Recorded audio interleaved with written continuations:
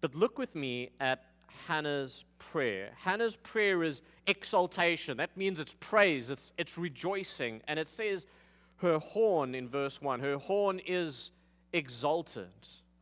Look, notice the heart of Hannah, it's lifted up way above her trials. My heart exalts in the Lord. My horn is exalted in the Lord. What triumph, what joy flows from her lips. She's a woman who's been transformed.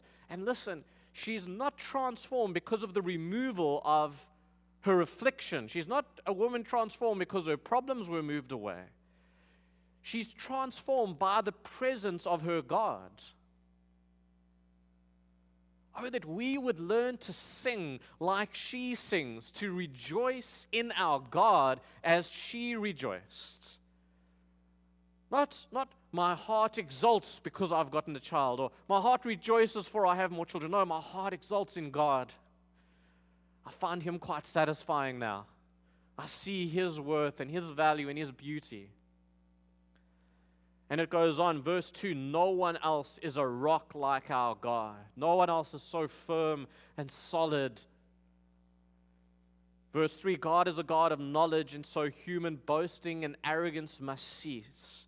We use the words God is omniscient. It means He knows everything. He's omnipresent. He's everywhere. He's God who is everywhere. Knowledge, His knowledge, it comes onto, it overflows onto everything. Verse 4, mighty men are brought low, and the lowly are raised. The full, verse 5, the full are empty, and the empty are full. The barren are fruitful, and the fruitful come to nothing in verse 5. Verse 6, the Lord kills and raises to life. He's sovereign over everything. Verse 7, He makes rich and poor. He brings low and raises up. Verse 8, He brings the poor from the dust and the beggar from the dunghill and sets them among princes on thrones of glory. Verse 8. Verse 9, He keeps His saints and the wicked are silenced. Verse 10, He brings His enemies low and sustains His king. Now remember, this is interesting. Do you see that in verse 9? If you're reading this and you're saying, what is surprising? This should be surprising. He sustains His king. Because remember, this book is a run-up to, and it describes the establishment of the monarchy. There is no king in Israel at this time. The king is only coming later on, and Samuel, her son, is going to be involved in identifying and anointing the king.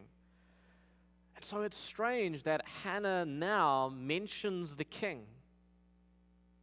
God brings His enemies low, but He sustains His king. How does that work? And how does that work if when you read history, when you read the book of 1st and 2nd Samuel, and then you read 1st and 2nd Kings, kings don't seem to be sustained.